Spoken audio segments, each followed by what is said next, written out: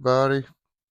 I want to tell you thank you for liking and subscribing and commenting on all my videos. I really do appreciate it.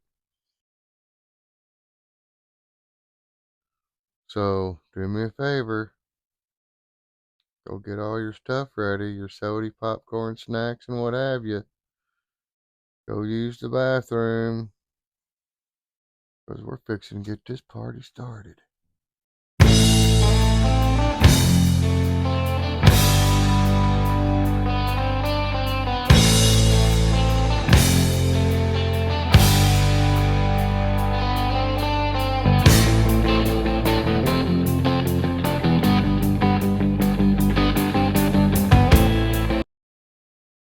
Alright, here we go.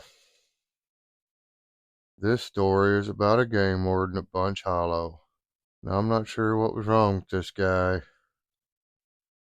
but when he got there, he was already dead set on one thing. I'm going to tell you guys exactly what that was at the very end of this story. So this story is about a little tiny game warden with a big attitude problem. Me and a couple friends of mine, we used to go up to Bunch Hollow Conservation Area every year to bow hunt. Did it for several years in a row until this particular story I'm fixing to tell you about. Then I quit going up there, which was a shame, really. That game warden, he ruined it for me. That game warden did. I never wanted to see that guy again. Anyways, this year, with other years, we would invite friends that we worked with or whatever with us. So sometimes it was more than just the three of us. Sometimes there was two or three other guys with us. This was one of those years. All right, so we'd actually decided to use a different campsite than the one we normally used. And I'll show that in a map right here.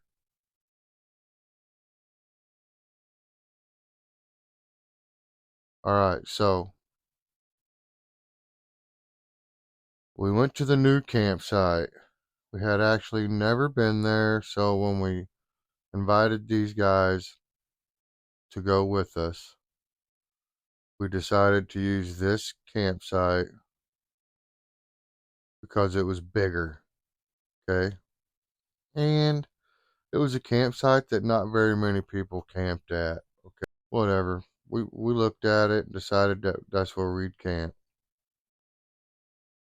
So there was a little creek and stuff right there, but really didn't matter. But anyways, we all get there. These other guys that are going with us, they've got four-wheelers, right? We've never used four-wheelers. And in this conservation area, okay, so a lot of people might know this, some might not, so I'll explain it. In most government and state conservation, national forest type properties, motor vehicles are not allowed on any road that isn't numbered or named.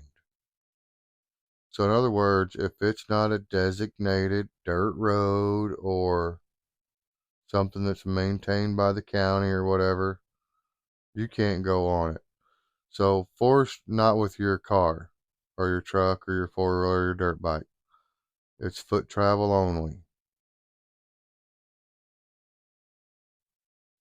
So, with National Forest, they have roads that are numbered. And if those roads have a post with a number on it, you can take a motor vehicle down that road. But at some point, in almost always in Missouri, that road will dead end somewhere with a big berm going across it. It'll be foot travel or horse travel. In some places, I think maybe bicycles. Have to look it up. But anyways, okay. Hit my camera. So This particular place had a road that had a name, if you looked on the map, and a number, but it was not traveled very much at all. I mean, honestly, I wouldn't have took any kind of vehicle down the road. For one, it was in really bad shape. It had washouts in it, you guys. I mean, like seriously, I don't think anybody used that road except for farmers on their big four-wheel drive tractors. You know what I'm saying? Because this road went between fields, crop fields and stuff, and conservation land. So I think really only the farmers used it. But it was a legal road to travel with a vehicle, motorized vehicle. Okay, so these guys, we get our camp set up. It's looking pretty nice. Where we're at, there's this big open pasture field, crop field, and real nice parking lot with the creek. And that road goes right by it. And we set our tents up, and the first morning, everybody jumps up. They want to go hunting right at the crack of dawn. And honestly, the deer are active there all day, every day. When, especially when it's pre-rut, post-rut, any kind of rut, they're moving all day. So first morning wasn't that big a deal, you know. I wasn't too big a hurry. I was gonna do that 10 to 2 big buck hunt, you know what I mean? But anyways, I was kind of sleeping in. I wasn't too worried about it. And all them guys come back. They went hunting. They all come back around 10, 11 o'clock or something to eat lunch. We was all hanging out. They was all giving me a hard time. And we went hunting the weekend before youth rifle season. Okay, so it was right after Halloween, right? I think. I'm pretty sure. I know we had a bunch of Halloween candy. Okay. Like a bunch. I had big old thing of Halloween candy. All the other guys that had kids, they all had big bag of Halloween candy. So, uh, them guys get back. We eat lunch. One of the guys gets on his four wheeler after they all give me a hard time for not getting up and going hunting, right? So I'm that guy that first morning. Oh, sleepyhead. Whatever. I didn't care because I hunt however I want, right? My hunt. So one of these guys, they got to drop a deuce, right? Now this is primitive camping, all out primitive. Now we have our trash can with our trash bags, and we have one for cans and one for regular trash. We have, our toiletries and stuff, but there's like not no porta potty. We have solar shower, all that stuff. Okay. But we don't have a porta potty or nothing like that. We have a shovel and toilet paper. Well, this one guy, he gets on his four wheeler and he goes down this road I was telling you guys about, basically for tractors. He's on his four wheeler though, so he goes down this road.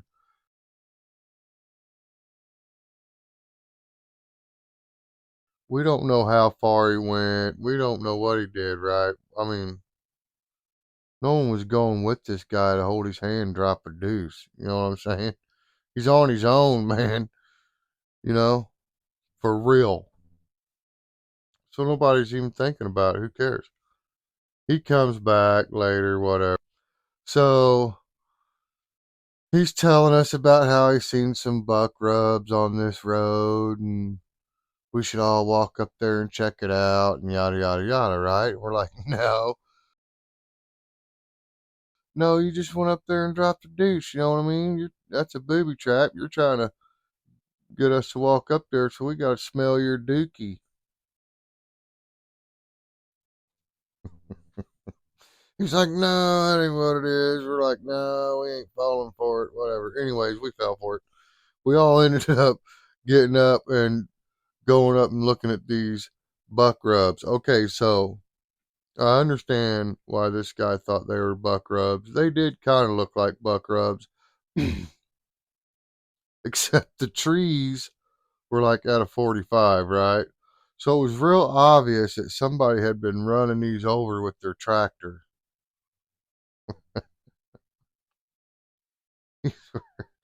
These are little, like, 3 foot, 4 foot trees that were growing in the middle of this road. This is this is how little this road's used, but they're only like this big around. You know what I mean? Like saplings, and these guys on tractors, they're just driving right over them. They don't care. Well, it's skinning them off on one side, and then when they come back the other way, it skins them off on the other side. So this tree, even though it's been over, looks like a buck's been rubbing all up and down it. Little branches are broke off. I mean, it's pretty deceiving, right? But unless you're used to seeing that, it probably would trick some people. But it didn't trick me. I was like, no, guys, that's from tractor. Well, that's how we ended up knowing how bad this road was, because we walked this road. And so this guy could show us these buck rubs. And we seen how deep these washouts were going across this road. I mean, it was bad, bad. And even the guy on the four wheeler, while we're going up this road, he's talking about how, it was rough on his four wheeler and rough riding, you know. Anyways, we made him stop before we got to his dookie. We all turned around, come back to camp. Well, one of the guys I normally camped with up there, he was real good about knowing all the regulations. 4 conservation areas. Each conservation area could have different regulations depending on the size, location. Look it up.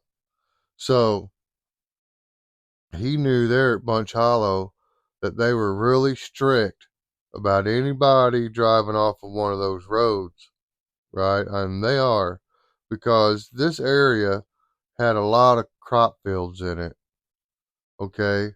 And guys would go down there with their four wheelers and they'd kill a deer out in the middle of one of these big, big crop fields. And then they'd book out there on their four wheeler, grab their deer, and go back to camp, load everything up, and haul the mail. Well, when they do that, they're destroying the crop going out there and coming back. You know what I mean? They're not even like going around the edge or whatnot. They just drive right through the middle of it. Corn, soybean, they don't care, and they destroy it. Okay, so that's why they're strict on it, because that kind of stuff was happening. That's why they're strict. So everything goes good that day, that night. We're all sitting around a campfire. We do our campfire stories, yada yada. Everybody goes to bed. Next day, everybody gets up. Even I get up. We all, get ready to go hunting.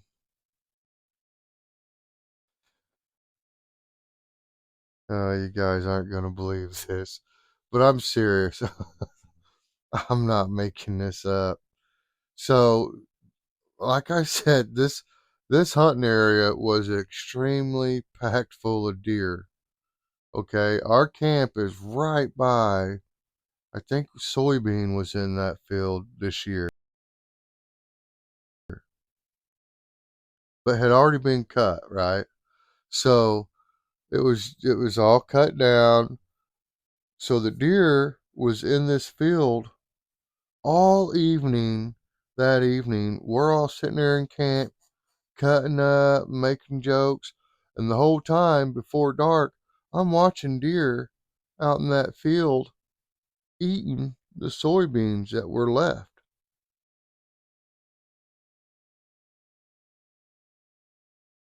We're talking, honestly, maybe 120 yards. 120 yards, yeah. And I know this because you're fixing to find out. Okay, so from our camp, these deer are about 120 yards out in this field from our camp. And I'm noticing this in the evening. So when I go to bed, I'm thinking, them deer are going to be right there in that field right after daylight, right? I'm not walking half a mile across this place or whatever to get in a tree and sit in a tree for 2 hours and possibly not get a shot on one because of direction, wind, or whatnot. When I know in this field the wind's in my face, these deer are crossing this field right by our camp. So let me explain something. Big field, right? And the woods come around like this. It's called a pinch point, you guys. And it gets skinny. It's like a little bit of a field, then it opens up into a parking lot and camping area. Okay, you feel me now? You'll see it on the map. Well, we're camping right here. I can see through that strip. I can see the deer in the field. So I decide I'm not getting up like these other guys and taking off across the country to hunt. I'm just going to wait for all them guys to leave. And then I'm just going to hunt right there by camp. Easy peasy, right? And honestly, I didn't really care if I killed a deer during this whole camping trip because we hunted a lot in a whole lot of places. Bow season's pretty long in Missouri. And I actually had a lot of time still to fill a deer tag. But anyways, beside the point. So these guys, it's day 2. They all get up, go hunting. I'm up. I wait for them all to leave. Everybody leaves like an hour, 45 minutes before daylight. So they all leave, gives plenty of time for the whole camping area right there to quiet down. It's just me. So now the deer that are going to start moving around because now everybody else is going into the woods, right? So all these humans walking through the woods are going to start making these deer move and they're going to come right out in the open. Yeah, it's exactly what happens. I take my lawn chair, my fold up camping chair, I grab that, I grab my bow, and I grab a Halloween basket or something. Anyways, we had one of them full of candy. I grab that, my chair, my bow. I walk right through the skinny part to where it starts getting wide. And I just sat down right in the middle, right out in the wide open. I just had, oh, hit my thing again. I just had regular camouflage on, nothing serious. My chair. I just sat down right there with my bow and I just started eating candy. I didn't care.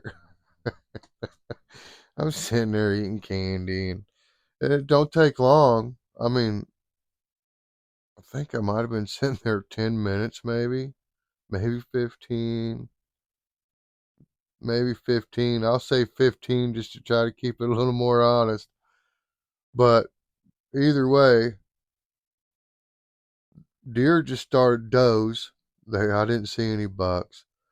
But these does just started crossing the field right in front of me. Just, hey, I'm sitting there eating, crunching on candy, nerds. You know, I didn't care. I did not care one bit. These deer are walking across, wind's blowing in my face, and they're stopping and they're just looking at me. I'd just freeze. As soon as one would look at me, no matter what position I was in, I'd just freeze like that and look at it and wait. It'd drop its head and start eating, moving again. I'd go ahead and whatever. And so, anyways, this went on for a couple hours. I never did fling an arrow yet. I was just watching them. And a lot of these deer are like 60 yards, anyways, right? 60, 75 yards from where I was sitting in, out into this field. And I know this because I have a yardage pro. Okay. I was hitting them with it. So that's how I know this field was about 120 yards long. But, anyways,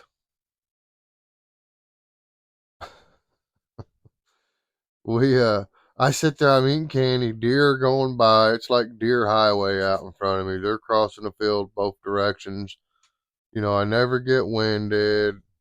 I'm just having fun, smoking cigarettes, eating candy, watching deer like it was on my front porch or something. And anyways, I see my buddies start coming out of the woods. It was about 10 o'clock, maybe 10:30, and they started coming out of the woods in different places, but on the other side of this field. Run all the deer off, right? Well, I just sit there and wait for them because they got to come right to where I'm at to get to camp. They got to walk right past me. They walk up, they're like, "What are you doing, man?" I said, "I'm hunting." She said, "No, you're not hunting. You're just out here sitting in the field. You're just out here sitting in a field wearing your camo, eating candy, smoking cigarettes." I said, "You can't kill no deer like that." I was like, "Listen," I said, "You guys go ahead and walk back to camp." It was two of the stranger guys. Well, I shouldn't have said stranger. It was two of the guys we had invited. My friend had invited. I didn't even know these guys. It was the first time I'd met them. So these guys, they're like, thinking I'm crazy. I'm like, "Listen, you guys, go back to camp. Be quiet. Go back to camp and get your chairs. Come back out here and sit down right here beside me." I said, "Watch what happens." They're like, "No way." I'm like, "Yeah, do it. Go back, get your chairs, and come back." They're like, "All right, we're going." I'm like, "All right, do it." That's what I just said. I wasn't daring you. Anyways, they do. They go back. They don't even bring their bows back because they don't think anything's going to happen, right? They go back. They get their chairs. They grab their candy. I'm not lying. They grab their candy and their soda and beer because I think these guys might have drank beer.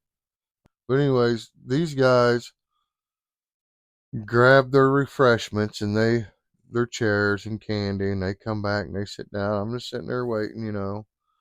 And they pull their chairs out and they're like, "Man, you're the funniest guy we ever met. I can't believe you're doing this." I'm like, "Yeah, just be quiet and just sit here, eat candy and just sit here and be quiet." And so we did. We just started eating our candy and drinking soda or whatever. Everybody just kind of got quiet. And it was maybe 20 or 30 minutes after they got quiet, after they sat down and got quiet. Here come the deer again. They're just inching their way out real slow, taking their time about it. But they started coming back out in that field. These guys are getting jacked up, right? Now they're all does and little bucks, like little 6 and 8 pointers. Now I remember I told you guys about Bunch Hollow and the whitetail and blood trail and hedge apple story. This place produced big bucks. You know what I mean? There was no point in shooting one of them little guys, anyways. It was just if you was there to shoot a buck, go ahead and just be patient and wait for a big one because there's one out there. If you're just wanting meat, get you a big mature doe or a little 4 pointer or something, right? Okay, so these guys are like, shoot one, shoot one, shoot one. I'm like, I ain't shooting none of them little bucks, you know. Them guys are like right starting to get big, you know. A couple more years, you guys be glad I didn't kill that one. Well, shoot one of them does. Shoot one of them does. I was like, nah, I don't. It's only the second day. We're here for like 4 days. I don't want to kill one yet. You know what I mean? We'll have to fill up one of the coolers. Have to go get ice for 2 days. Like, just sit here and watch how easy it is to kill a deer if you wanted to. Sit here. Anyways, we did. We sat there till almost dark, and the other guys started showing up. And my buddies, we did this in our other camp. They would come right into our camp, the deer. The other side of Bunch Hollow where we camped before. I'm not kidding. They'd come right in our camp and blow at us. You know what I mean? Like, I'll need to go ahead and get on out of here. But that's no joke. At night, it'd freak you out sometimes. Deer right outside your tent. You know, you're like, what the freaking heart attack? So these guys are amazed by how these deer will just come right up to you, right to your camp. I mean, they've seen us, right? These deer are looking at us, but we're not causing no threat. We're just sitting there talking, chit chatting quietly, eating candy. They can't smell us really, but they know who we are. Okay, so here's the thing. These deer are so used to farmers and crop tractors and, you know, things like this that they're not scared of us if we're not flinging arrows or pointing guns at them. I mean, seriously. And they understand that. They'll look right at you and they'll know if you're holding your bow or if you're pointing your gun at them. You look different. They're not dumb. Okay?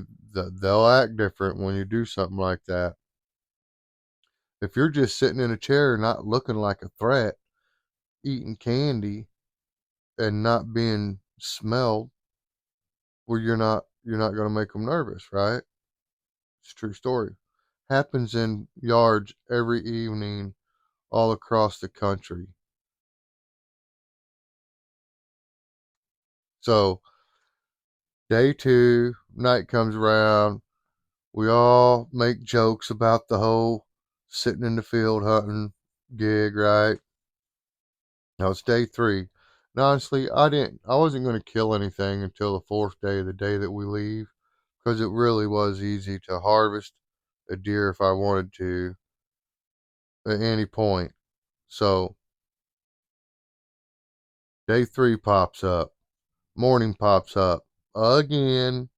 I'm not getting up at the crack of dawn and walking anywhere to go hunting. I'm having fun right here by camp. I don't really have to go nowhere.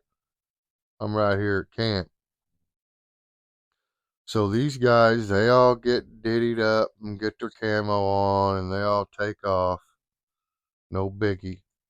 Well, I did get up, but after they all left, I just went back to my tent and went back to bed, you know. I was tired. I wasn't going to stay up. so, so I went back to bed. Anyways, I'm in the tent sleeping and I hear, Game Warden, I need you to come out of your tent, see your hunting license and your ID. I'm half asleep, man. Well, I'm all the way asleep, really. I'm in there snoring, I'm sure. This guy comes up, it's like 9 o'clock in the morning, maybe 9 o'clock. Had to be around 9:30. So it wasn't getting warm yet or anything. So anyways, he decides he's gonna come wake me up. Well, I thought it was one of them guys jacking with me, right? I thought one of them killed a deer. Now they're coming back to get me up to go help them track it or drag it in or something. And they're trying to aggravate me by saying, "Hey, game warden." So I ignore it the first time, like I didn't hear it, right? And this guy like shakes my tent and he goes, "Game warden, I need you to get up and come out here. I need to see your ID and your hunting license." I said, "Man, you guys leave me alone. Just get the F out of here. Quit effing with me. For real." I didn't hear nothing for a minute. And then I heard him kind of chuckle.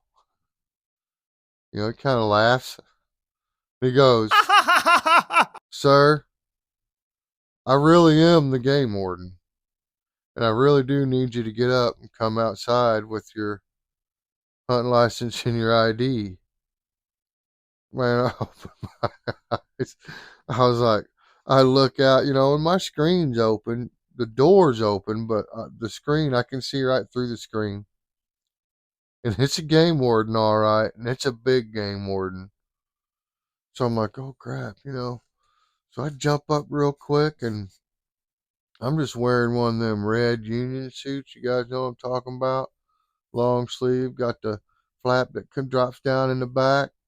That's what I wore for pajamas basically when I would go camping. It was a little bit cooler at night, right? It's like full length long johns or whatever. I think they're called union suits. Look it up. I don't know. But anyways, that's what I was wearing. So I just jump up, slide my boots on. I'm in the union suit. I figure we're all men. It's cool. I jump out. He's a big old dude. like 6'2" or 3" or something. Probably weighed, oh gosh, he probably was close to 280, 300 easy, maybe more. He's big. I was like, "How can I help you, sir? How's it going?" And because we was all legal. Okay, so parking lots like this drops down, flattens out, tents like this around the parking lot. Okay, get it? So when you're sitting in your chair, you could see under the truck. Okay. But so we had our campfire and stuff set up primitive over here between the tents. Wait, it would be like over here between tents. So the guys with the four wheelers had parked their four wheelers by their tents that night and didn't put them back in the parking lot before they went back to bed. Which I don't even know why they did that. I think everyone was just kind of relaxed, wasn't thinking.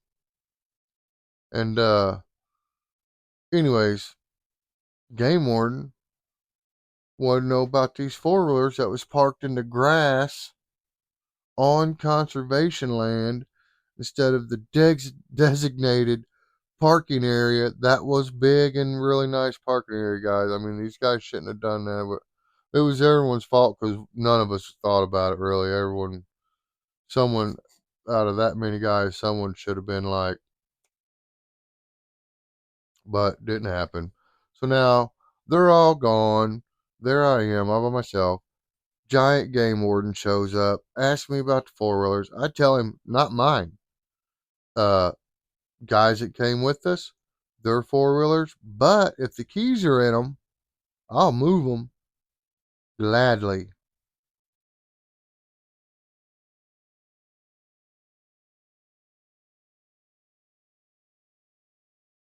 He said, "Well, here's the deal."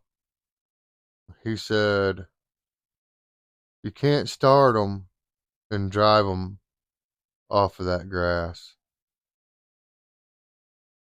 He said, "You got to push them off of that grass up into this parking lot." Now remember, parking lot, campsite. Okay, so, but I was a lot younger when this happened, so it wasn't that big a deal. They wasn't like big utility four wheelers. They was like them quad four wheelers, so they was kind of light, anyways, right? And I'm like, okay, it's like they're not mine, but I'll gladly push them up here because I don't want anybody to get in trouble. I definitely don't want no tickets for this crap. They ain't even mine, you know what I mean? But I don't want them guys to get tickets neither. If old boy will let me push them up there and squash the whole thing, we're good, right? All right, so he sees our trash can. He sees how we're keeping our camp clean, that there's no drugs and alcohol laying around. He checks our coolers. Everything's cool in our coolers.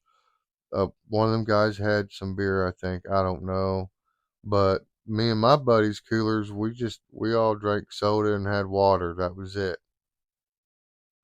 So he seen it wasn't that kind of rowdy type of deer camp, right? So he calmed down. He's like, yeah, let's just push them up there. So he actually, this big dude, helps me push these four wheelers up in the parking lot, and they did have the keys in them. Man, that sucked. I wish them guys would have just pulled up there.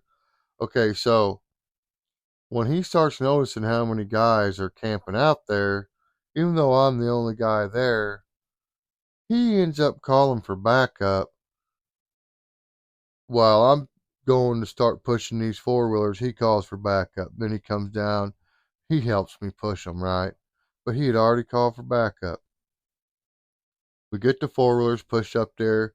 He goes through all the coolers. He goes through, basically, he doesn't really go through the tents, but he walks up and looks through where he can and see what's in there. Make sure we didn't have guns, right? Which I don't blame him because sometimes guys will cheat during bow season. Never did it, but some guys do. But anyways, he thinks everything's cool, right? And he's like, "Hey, listen, man, appreciate you helping me out. Uh, I hope your buddies get a deer. Make sure you let them know that they can't be parking their four wheelers down there." Just real nice guy. Explains everything out to me. I'm like, right on, appreciate it. And right before he leaves, he says, "Now, thought I'd let you know, I called for backup earlier, but now I can't get a hold of him because I was going to tell him, never mind, that I took care of this and was leaving. So if he shows up," and, it sounds weird that a game warden's telling me what to tell another game warden, but you guys got to understand Missouri and Missouri folk, and it's not that unheard of for a game warden, just tell you that. And then another game warden be okay. And then he just goes back to his truck and radios it in, right? To see if it's true. And if it's true, thanks, partner. And he leaves, right? No biggie. Main game warden leaves. He's gone about 10 minutes. I hear a truck coming. Boom. It's the other game warden. I'm still there by myself. Okay. These guys have not come back yet. I am there by myself. So this game warden pulls up. He jumps out. And as soon as he hit the ground, and I could not see over his head because it wasn't any higher than the bottom of the window at the door, I knew there was going to be a problem.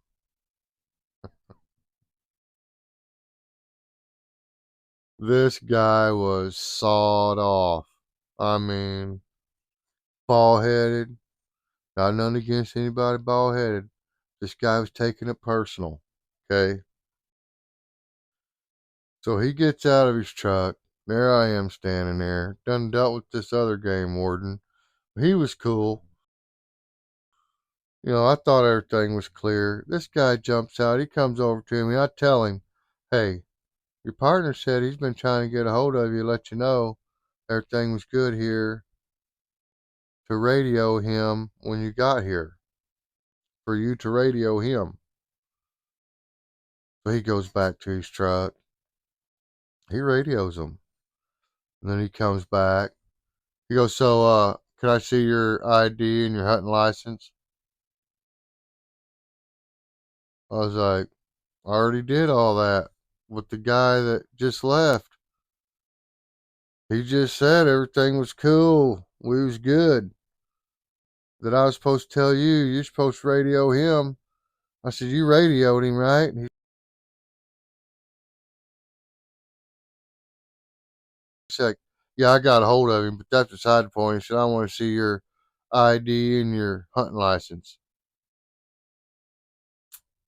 So right then I knew things were going to be bad for me. So I get it out. I'm not trying to flex on this guy, right? I'm thinking he's just a little guy having a bad day. You know what I mean? So I get all my stuff back out and I show it to him. And he runs my name and runs my hunting tag, make sure everything's legal and I didn't have no warrants or anything.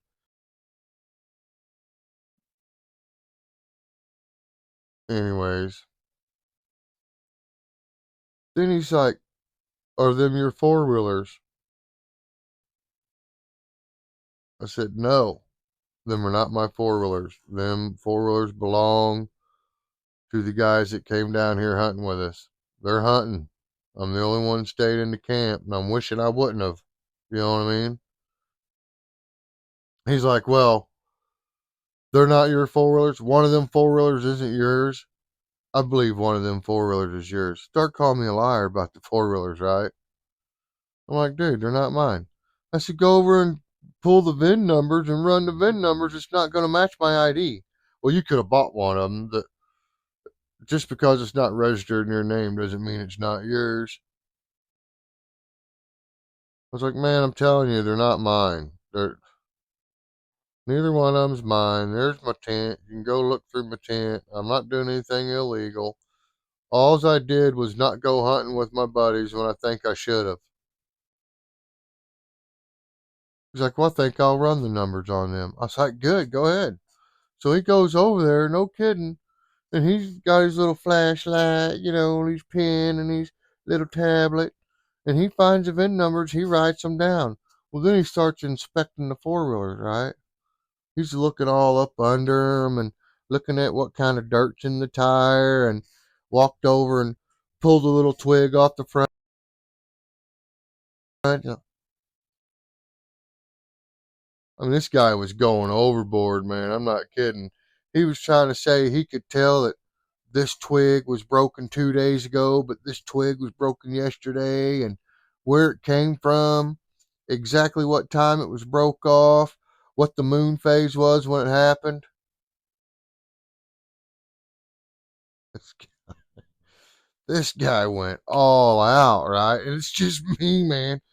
I'm standing there, I'm like, I, not mine. You only not mine. I don't know. Maybe he has a field at home and he drives his four wheeler through his field and woods, and maybe he runs over his own saplings, and all those are from days ago before we got here. Maybe, maybe. I mean, I'm telling him this stuff, you guys. I'm really telling him this stuff. I'm like, seriously, I don't know where those broken branches or twigs came from in that four wheeler. I don't even know what this guy's property looks like. I mean, I really said these things. He's looking at me like I'm trying to be some kind of, I don't want to cuss, like I'm trying to be hateful. And I'm like, nah, I'm being serious. Like, I really don't know. And so then he goes and he looks at the other four wheeler, and luckily, that four wheeler didn't have any branches or nothing on it. And the four wheeler that did have branches on it, by the way, was the Dookie four wheeler.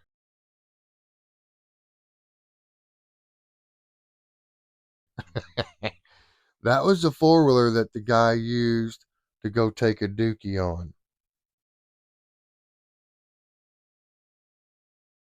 Now, I'm, I'm pretty much holding my ground with this game warden, and he's running me through the same mill as the other one, but being way more hateful about it and calling me a liar every time I answer him. He's calling me a liar, like for real. And then finally, like, my prayers were answered. The other game warden comes back, the big one.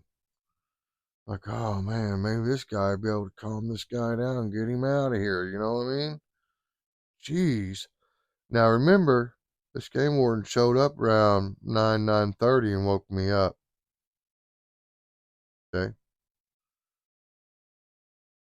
So the big game warden comes back. So now the little game warden, they start talking.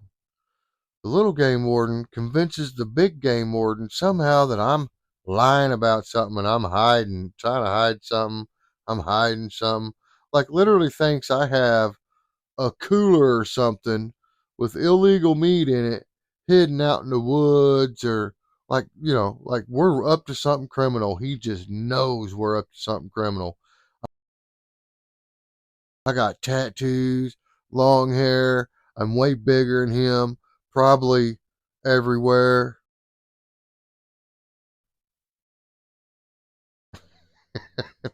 And he can tell, and he's not liking it. I got my union suit on, guys. Right? I mean, seriously. So this guy's got huge complexes, probably in every direction, like, dream catcher of complexes. And he's trying to put them all on me. I'm all by myself. Well, the big game warden, he kind of gets bullied by the little game warden because he's just like letting the little game warden keep running me through the mill, asking me all these questions and calling me a liar to my face, continuously calling me a liar. This goes on for hours, you guys, until my friends show up that afternoon, that evening from hunting. And this was at like, I'm going to say they started showing up about 5:30, 6 o'clock. Slowly started showing up one at a time. And I think the last guy showed up, it was probably 30 minutes before dark, which would have put it at that time, well, you guys, about 7:30 or something. But anyways, beside the point right now, jumping ahead a little bit. So this guy's badgering me, harassing me, and I can't get away. My cell phone don't even get a signal. But I do know that there was one or two of them other guys, their cell phones did get a signal from our deer camp because we had talked about it the night before. So I was going to call State Highway Patrol on this guy. That's what I was going to do. I thought that was my only choice. I was like, pretty sure state troopers override these guys. I don't know. But then I got to think about it. Thought the sheriff probably does too, because he's an elected official, right? So he should have jurisdiction over the game warden, which I don't know. I don't know. I didn't really look it up and pursue it because I handle it in a different manner. So, anyways, these guys start showing up, and the guys that own the four wheelers are the ones that show up last. Okay, so my buddy shows up, one of my regular hunting buddies, he shows up. Game warden, he turns off me, straight to my buddy. He starts running my buddy through the mill, asking him all the same questions he asked me. Starts calling my buddy a liar. Starts saying all the four wheelers belong to him now. Now my buddy's the owner of these two four wheelers. A while ago I was, but now my buddy is. Right? So then another guy shows up. Boom, same thing. He right off of my buddy onto my other buddy. Starts doing the same thing, running him through the mill, accusing him of everything, calling him a liar about everything. Okay, so eventually everybody shows up. The guy that owns the four wheeler that's in question, the one with the broken cedar branch in it, that still to this day, it has not been confirmed where this came from. And I'm pretty sure it came off this guy's property. Just tiniest little cedar branch. Anyways, this game warden runs everybody through the questions. This guy finally says, took it up that road, took a crap, and come back. But I never drove it off the road. I stayed on the road all the way there and all the way back. I didn't even have to get off the road to turn around, he said.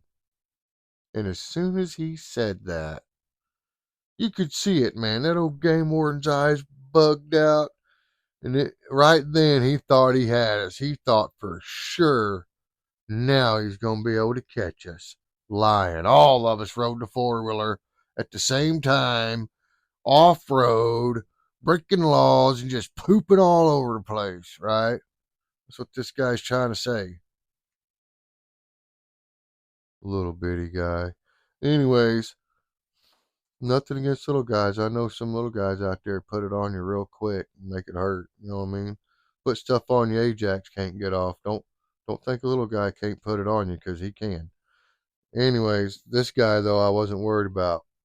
So what this guy does is he takes this guy that was on the four-wheeler, puts him in his truck, has him get in his truck, and he wants this guy to show him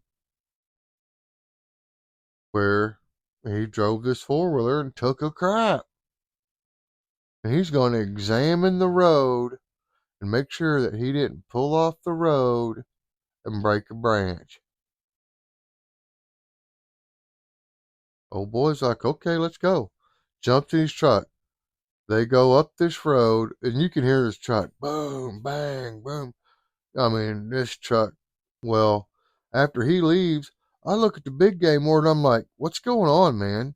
I thought you said everything was okay, and now this guy is running. He's like, well, technically, he said, I didn't see that branch when I was here. He said, so technically, this is an investigation now. I was like, what? He's like, yeah, technically, somebody has broken the law by driving that four-wheeler off the road. He said, even if it was to turn around, you can't do that. You cannot leave the roadway for any reason. I was like, well, that thing doesn't even have reverse. So he had to, pick up the rear end and turn it around. And that's what he did. I said, I'm telling you, that cedar branch probably come from his property, one of his fields. I said, he runs cattle and everything. I said, that branch could have come from one of his fields, running over little cedar trees. He's like, well, he said, I don't know. He said, but if he takes them down there and he finds a cedar tree that's got a branch broke off of it, he said, your buddy's probably going to get a ticket. I was like, man, what is that guy's problem? He's like, I don't know. He's just doing his job. I'm like, whatever. Okay. I get it. You guys got to back each other. Whatever, big guy. So, you hear him everywhere, and you hear the guy's truck shut off. So it wasn't that far. Old boy didn't go that far, probably quarter mile or something. And, did his business and come back. So then you hear the truck. He turns around, starts up, and he turns the truck around. He's hauling butt back, right? Boom, boom, boom. Everything in that truck. It's bouncing through all them washouts in that road. It was bad. And he gets back and he says, I don't think your friend took me to the right place. He said, so what I'm going to do is I'm going to make each one of you guys ride with me until somebody shows me where he turned that four-wheeler around. And we all look at our buddy, the guy that shows up. He's not my buddy. I just met him. But we all look at him. We're like, he's like, man, I showed him exactly where I went poop. He's like, the pile of poop is still there.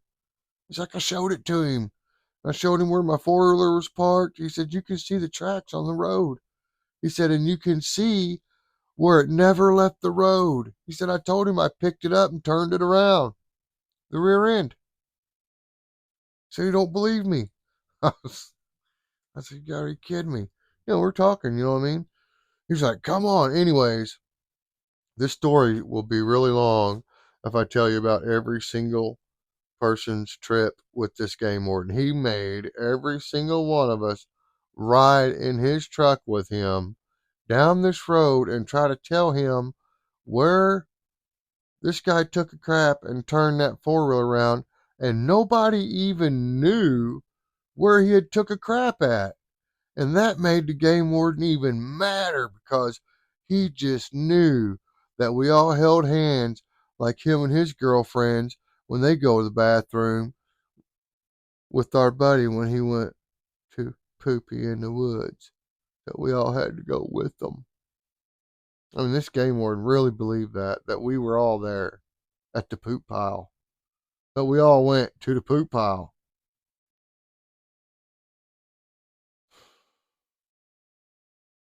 So everybody gets their off-road four-wheel driving trip over with, right?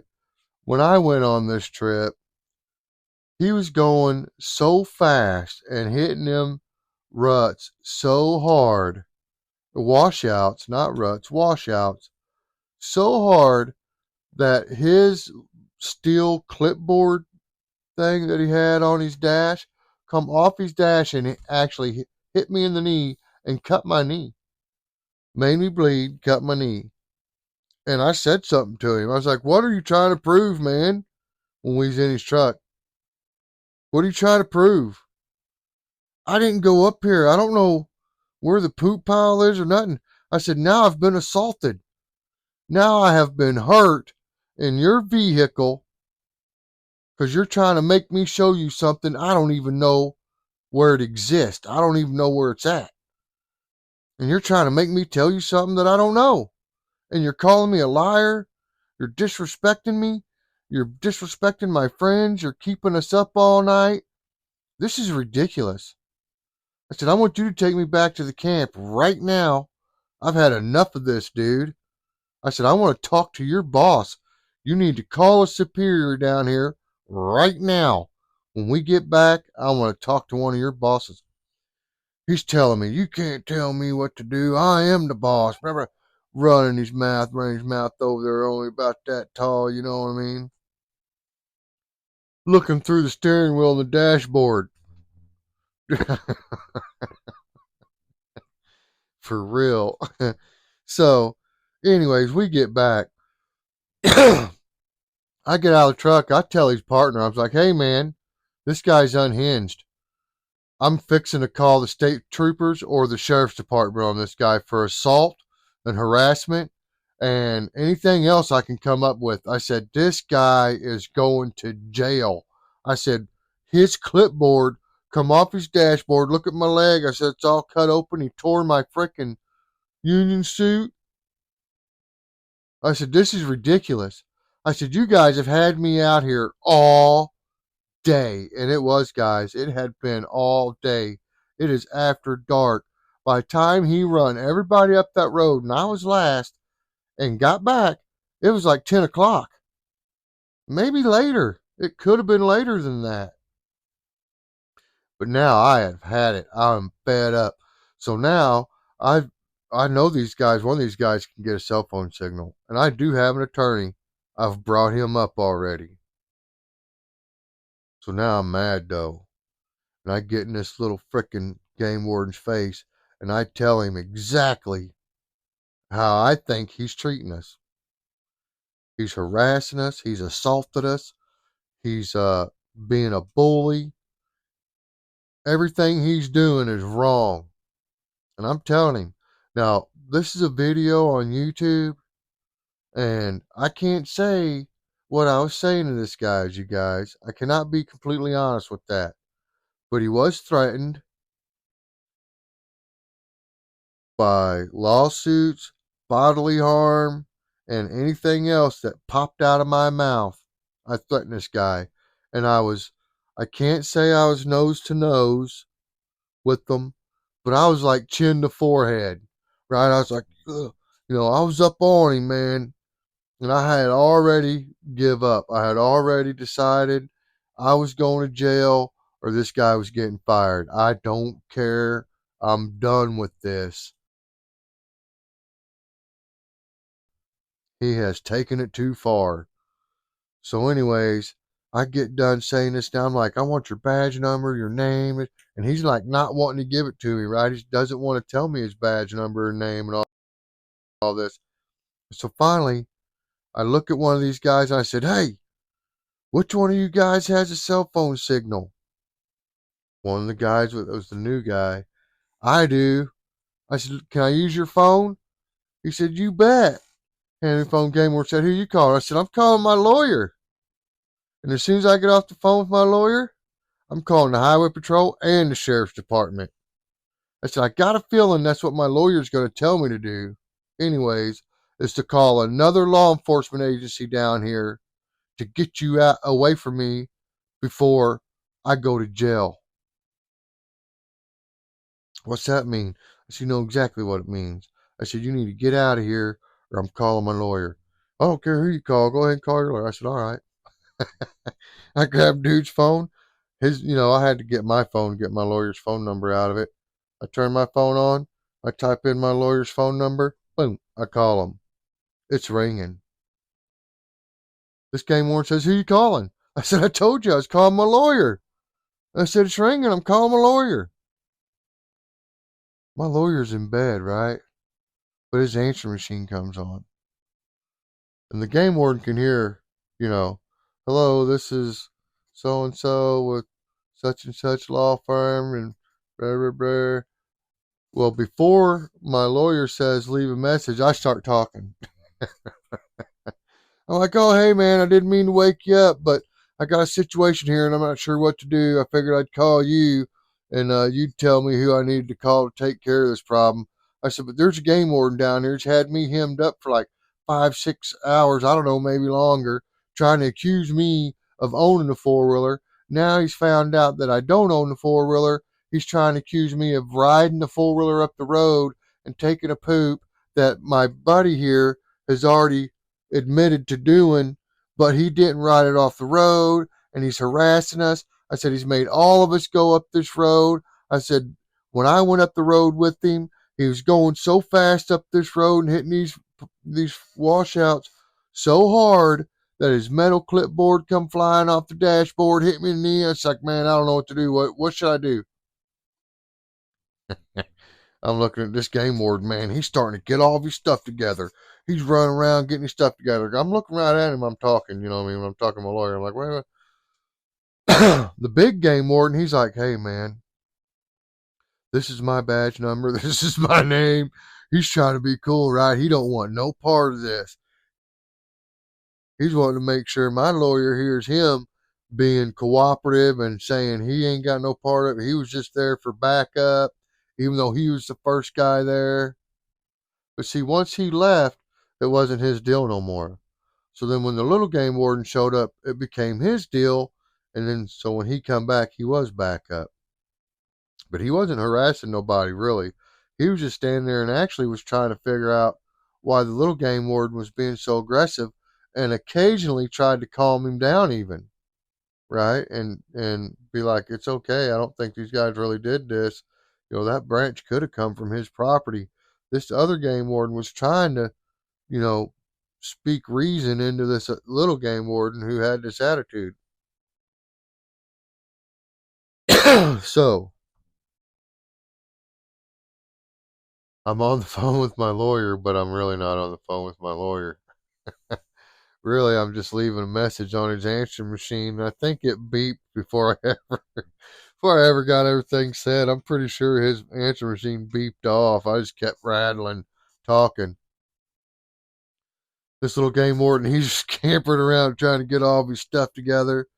That he's had scattered out, his little cones and everything. He had his little evidence thing set up and everything. It was ridiculous.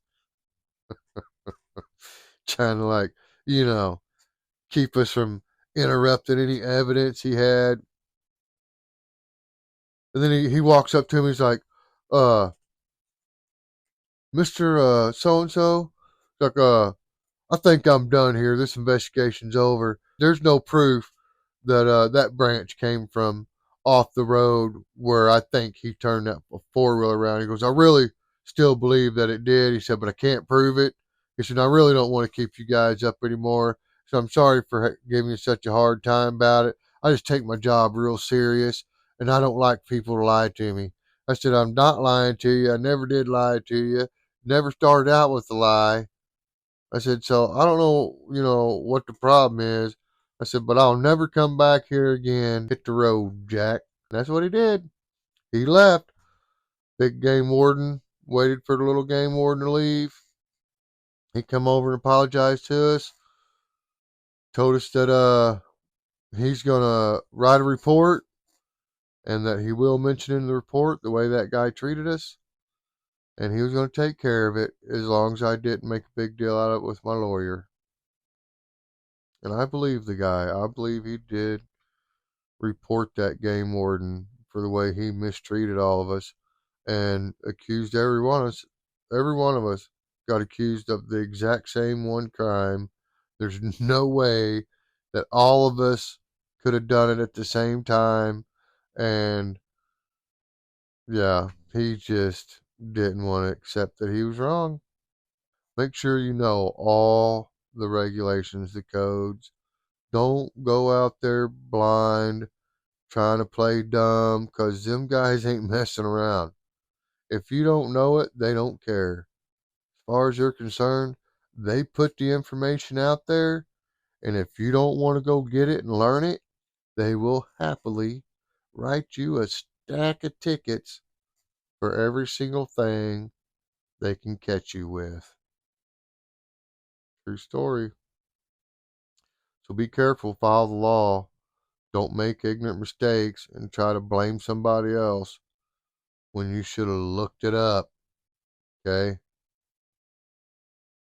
All right. So, everybody out there, you have a good day, good night, good morning, whatever it may be. And remember, somebody loves you. I promise you. We all definitely care about you. A lot of people out there care about you. So don't sweat the little stuff. Keep on keeping on. Peace.